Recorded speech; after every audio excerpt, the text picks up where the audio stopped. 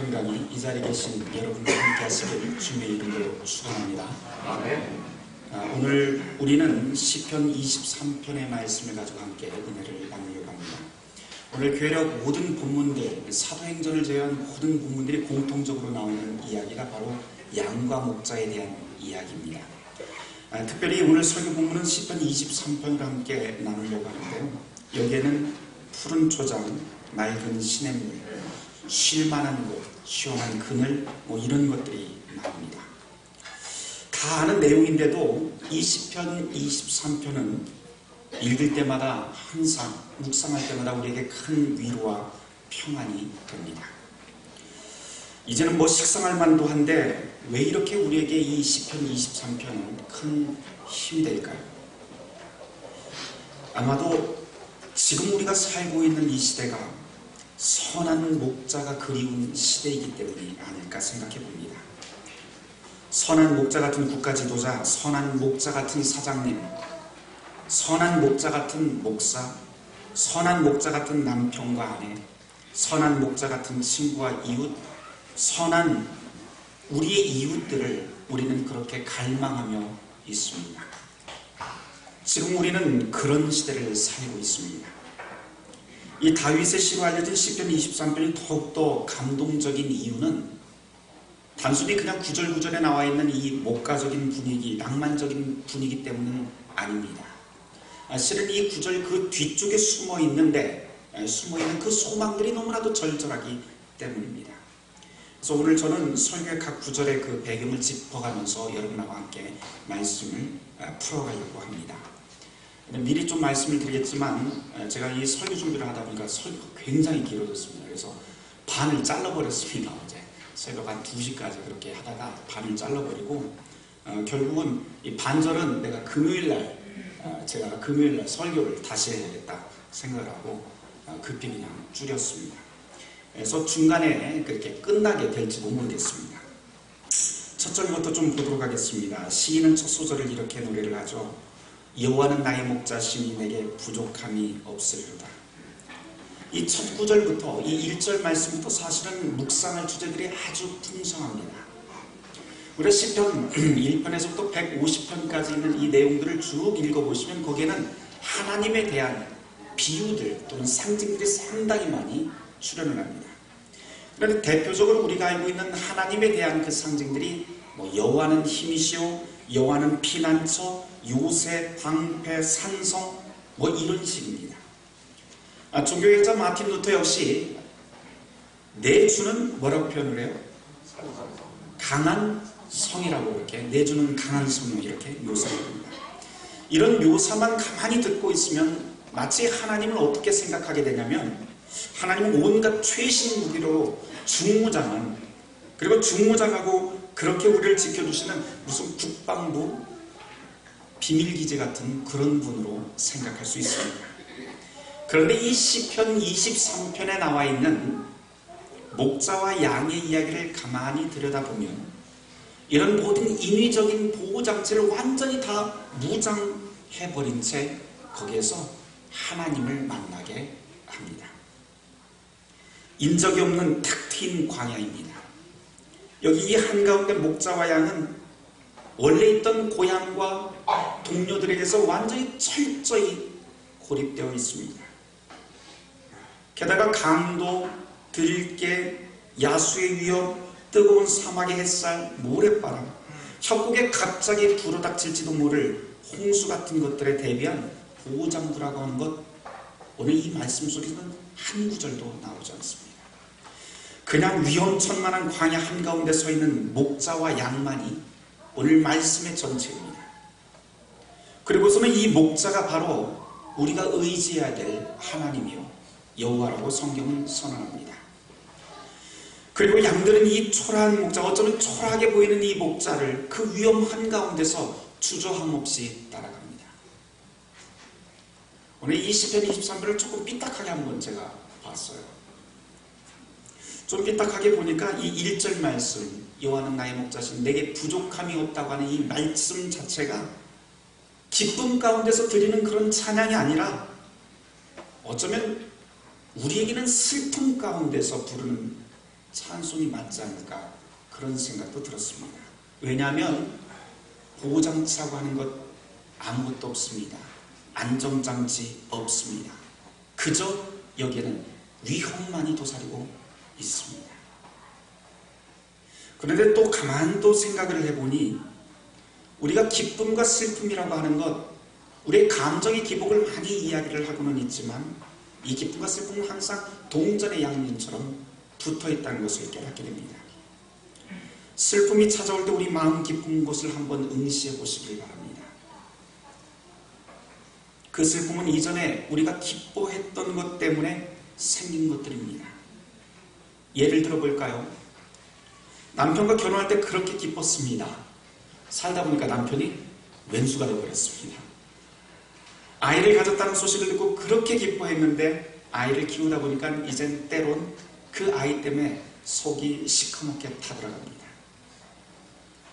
레바논의 시인 칼릴 지브라는 이 기쁨과 슬픔이 한 쌍이라고 하는 것을 이렇게 표현을 했더군요. 기쁨과 슬픔은 항상 함께 온다. 어느 하나가 당신과 함께 지금 식탁에 앉아 있을 때 다른 하나는 지금 당신의 침실에서 누워 잠자고 있다. 언제 깨어나서 다시 그 식탁으로 돌아올지 모른다는 소리입니다. 중요한 것은 슬픔이든 기쁨이든 이런 우리의 감정에 우리가 흔들릴 것이 아니라 흔들리지 않을 무언가를 우리가 알아채야 된다라고 하는 것입니다. 본문 1절로 다시 돌아가 보도록 하겠습니다. 시인은 지금 광야라고 하는 위험한 공간에서 기쁨과 만족을 노래합니다. 양의 입장으로 돌아가 볼까요? 양들은 지금 주위 환경만 보자면 분명히 두려워하고 위험한 상황입니다. 그런데 지금 그렇지 않습니다. 자기 앞을 인도하고 함께 동행하는 그 한 명의 목자만을 바라보고 그 양은 그 위험한 환경을 천천히 따라갑니다. 거기서 이 양들은 부족함이 없다고 하는 기쁨의 찬송을 부르고 있는 것이죠.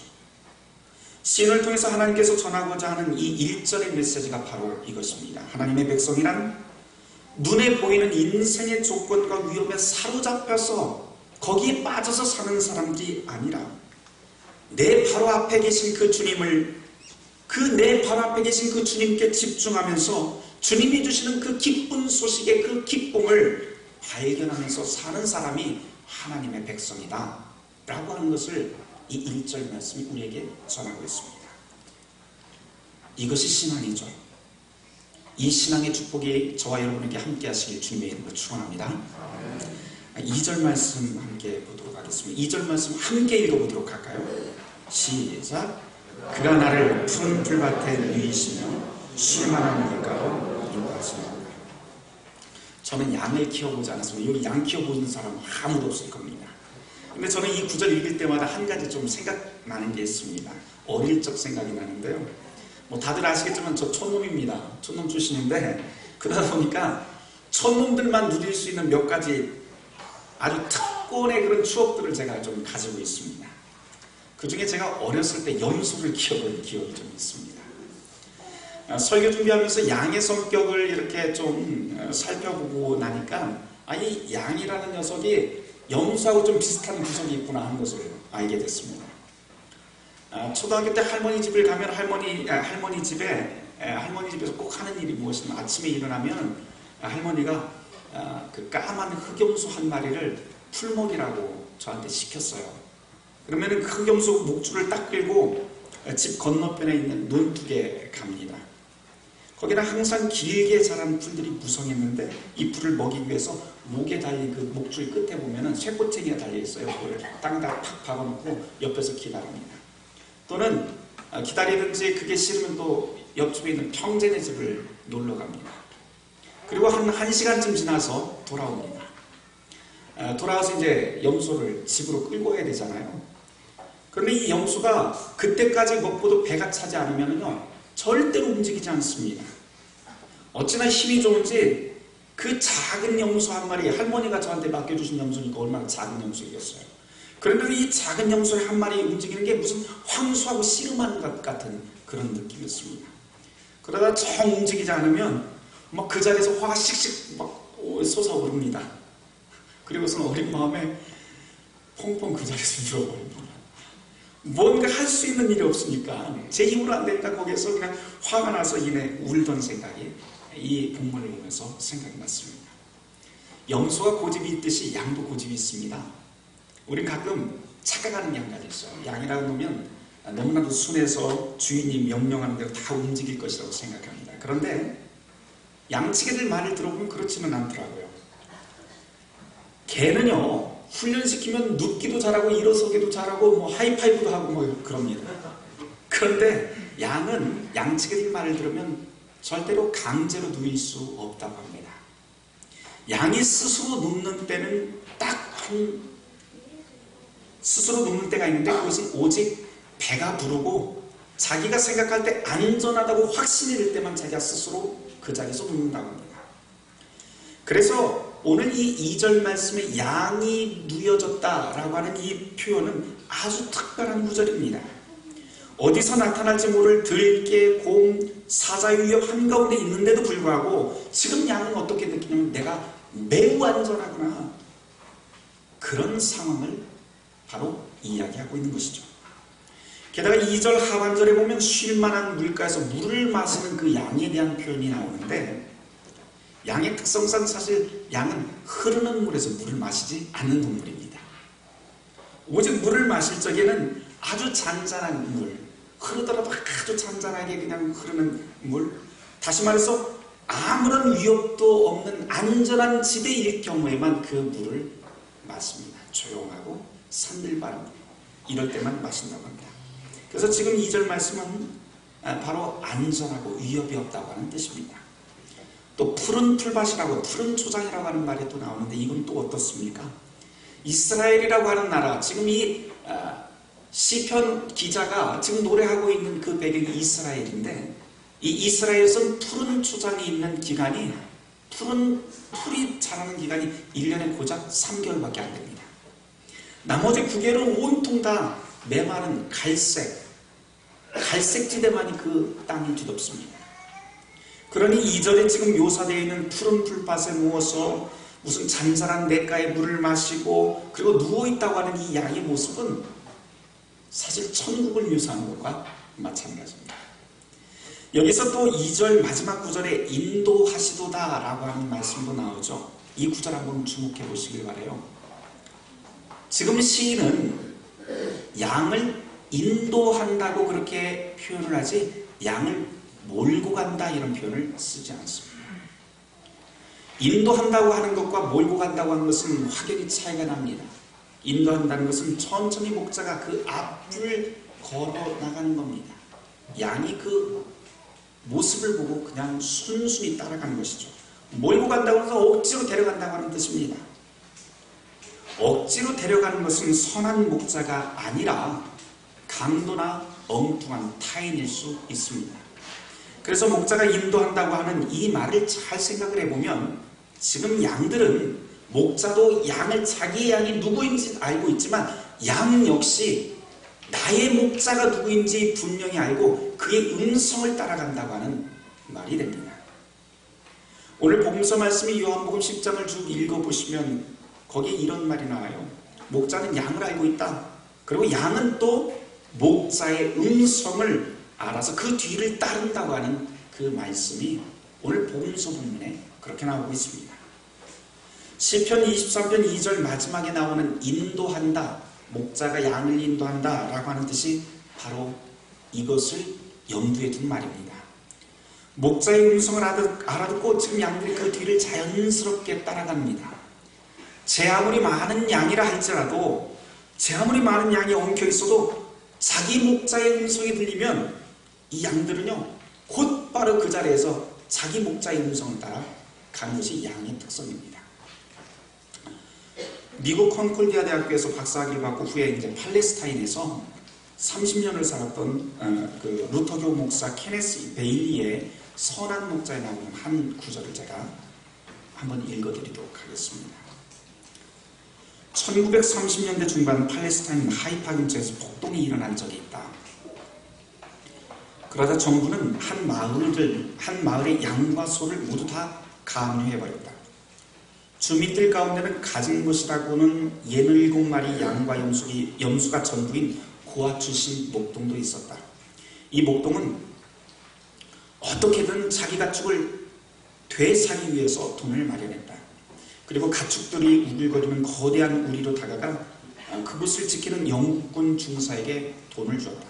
그러자 그 장교는 지불한 돈만큼 그 양을 가져가도 좋다고 말했다. 그는 압류한 수백 마리 가축 한가운데서 자기 소유의 몇 마리 양을 가려낼 수 있을 것이라고 말하는 이 목동의 생각을 비웃었다. 그러자 이 작은 목동은 자기 양들을 잘 알고 있었기에 그러나 이 작은 목동은 자기 양들을 너무 잘 알고 있었기 때문에 장교와 달리 생각했다. 그가 목자의 피리를 불자 예전에 자기 소유였던 양들은 그 수많은 가축 무리 사이에서 나와 목동에게 달려왔다. 나는 선한 목자다. 나는 내 양들을 알며 양도 내 음성을 안다. 이런 구절이 있습니다.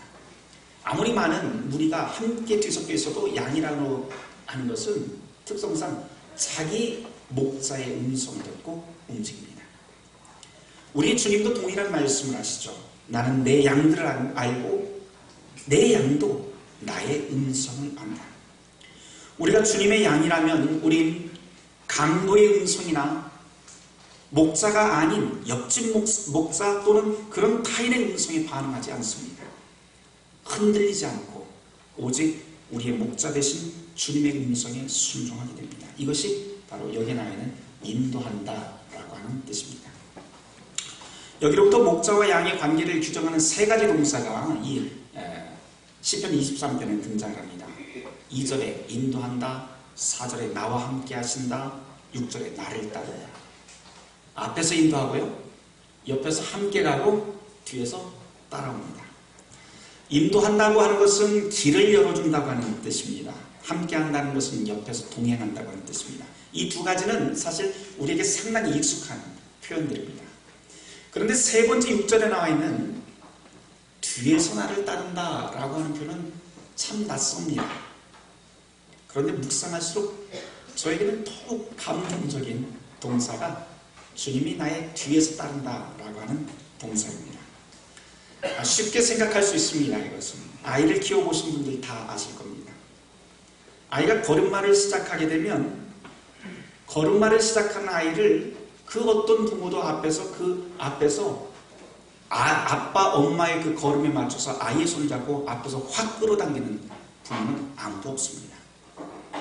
아이가 제 힘으로 아장거리면서 걷기 시작하면 부모들은 아빠 미소를 뒤에서 하고 조심스레 손을 받치고 뒤에서 따라갑니다. 행여나 넘어질라 치면 곧바로 잡아주죠. 그때 아이는 엄마 아빠가 그렇게 뒤에서 조심스레 따라가면서 걸음마를 그렇게 돕고 있는 줄 아이는 모릅니다. 그렇지만 아이가 자라서 아빠가 되고 엄마가 되면 똑같이 그렇게 하고 있습니다. 그러면서 아빠는 뒤뚱거리며 걸어가는 제 아이를 대견스러워합니다. 그리고 넘어졌다 이렇게 세우면서 혼자 힘으로 걸을 수 있을 때까지 그 부모는 그 뒤를 받치면서 따라갑니다.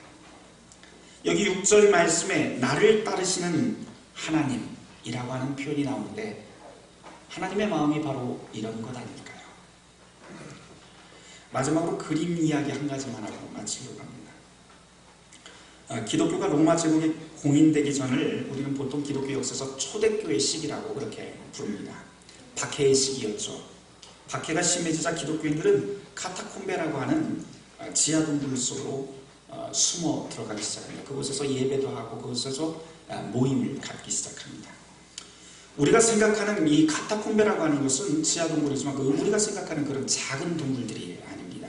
이곳은 거의 지하도시 같은 미로처럼 이루어져 있습니다.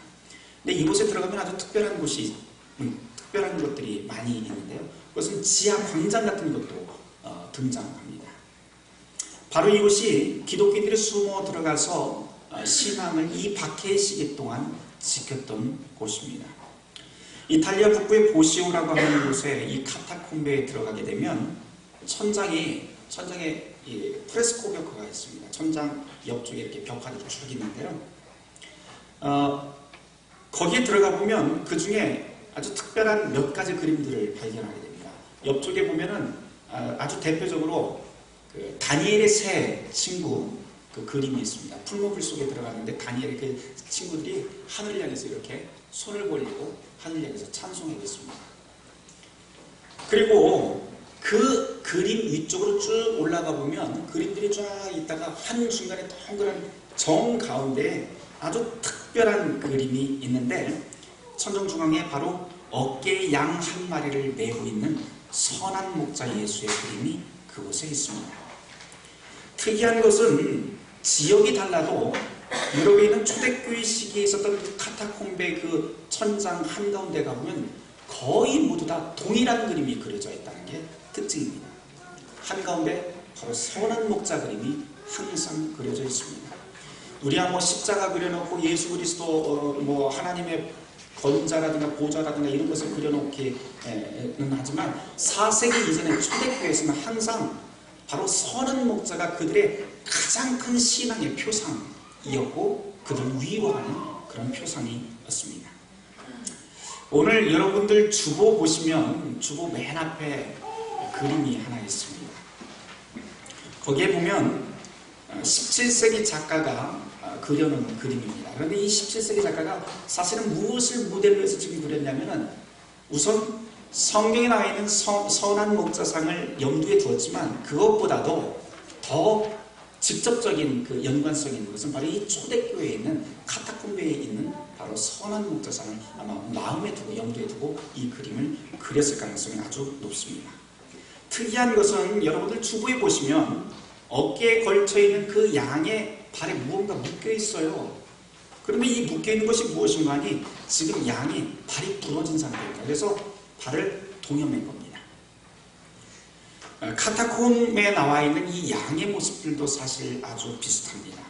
그리고 우리 주보 그림과 달리 다른 것이 몇 가지가 있는데 카타콤에 있는 그 천장의 그 목자는 젊은 남자의 모습이에요. 우리 주보보다도 훨씬 더 젊습니다.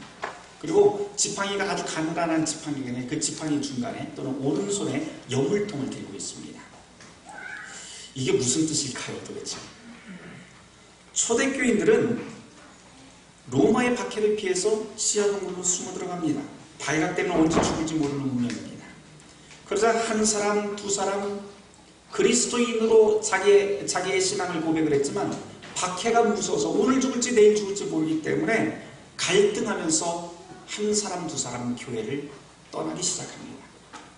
그런 고민 속에 있던 초대교인들은 바로 그 카타콤베 현장에 풀무불 속에서도 살아 찬송하고 있는 다니엘의 친구들을 그려놨고 자신들도 그것을 보면서 우리도 역시 이 박해 한가운데서 영원히 살아남을 수 있다라고 하는 소망을 키웠던 것이죠. 그런데 소망하고 기도하고 있는다고 해서 갑자기 이 사람들의 상황이 현실이 확 바뀌는 것 아닙니다. 고난은 늘 있습니다. 자기들이 그리스도인이라고 이 박해의 시대를 살아가면서 내가 그리스도의 신앙을 갖고 있는 것이 그리고 그분의 뒤를 따라가는 것이 정답인 줄 다 압니다. 그런데 그 길을 따라가자니 힘이 듭니다. 가시밭길이 듭니다. 시련과 고난이 멈추지 않습니다. 오늘 죽을지 내일 죽을지 모릅니다. 차라리 나 다리가 부러져서 못 갑니다 하고 신앙을 포기하고 싶은 것이 바로 다리가 부러진 이 양의 모습이고 초대교인들의 실제 모습이었습니다. 더 이상 내 힘으로는 당신 뒤를 따를 수 없습니다. 그때 선한 목자 되신 그리스도 예수는 다리가 부러진 이 양을 어깨에 둘러매고 그분의 길을 떠납니다. 그의 지팡이는 모든 원수의 유혹을 타격하는 무기가 되는 것이고 그 무기 끝에 달려있는 여물통은 바로 이 굶주린 그리고 공포에 질려 배고픈 이 양들을 배불리 먹일 양식이 됩니다. 초대교회들이 숨어 들어간 곳은 지하 동굴이었지만 그들이 고개를 딱 들어서 하늘을 향해서 기도할 때마다 그곳에는 생생하게 바로 이 선한 목자가 자기들을 바라보고 있었습니다. 하늘과 맞닿은 그곳, 기도하기 위해서 하늘을 올려볼 때마다 교인들의 눈에 가장 먼저 들어온 것이 바로 선한 목자, 다리가 부러진 나 같은 사람을, 나 같은 양을 어깨에 짊어지고 천천히 그분의 길을 떠나는 선한 목자의 상이 그들의 눈에 들어왔던 것이죠. 그곳에는 바로 그 선한 목자는 영원한 생명을 뜻하는 젊은이의 그 모습으로 바로 그리스도 예수가 선한 목자상으로 그 신앙인들을 위로하면서 위에서 아래로 쳐다보고 있었습니다. 2000년이 지났습니다. 우리도 여전히 선한 목자를 그리워하는 시대를 살고 있습니다. 2년이 지난 세월호 사건에서 우린 선한 목자를 더욱더 만나고 싶어하게 되었고, 무한 경쟁에 내몰린 아이들과 우리 청년들의 암울한 미래를 보면서 선한 목자를 그리워하게 되었고, 여의도에서 벌어지고 있는 힘의 대결을 보면서, 그리고 교회와 교단의 암울한 모습들을 보면서 우리는 매번 선한 목자를 더욱 그리워하게 됩니다. 그러나 사랑하는 성도 여러분, 오늘 이 복음의 말씀을 잊지 마십시오. 선한 목자 되신 예수 그리스도, 그분은 우리를 모든 시련과 위협 한가운데서 우리를 자유케 해주십니다. 그리고 최상급의 푸른 풀과 양들이 마실 수 있는 잔잔한 물을 공급하시고, 끝내는 그 양들이 안식 한가운데서 물가에 스스로 누울 수 있는 그 자리를 주님께서는 우리에게 제공해 주십니다. 또한 선한 목자는 자기 양을 위해서라면 목숨도 버리고 강도와 야생동물의 위협을 막아주고 온전한 안식의 집으로 끝끝내 이 양들을 인도합니다. 그분이 바로 우리의 선한 목자 되신 그리스도 예수입니다.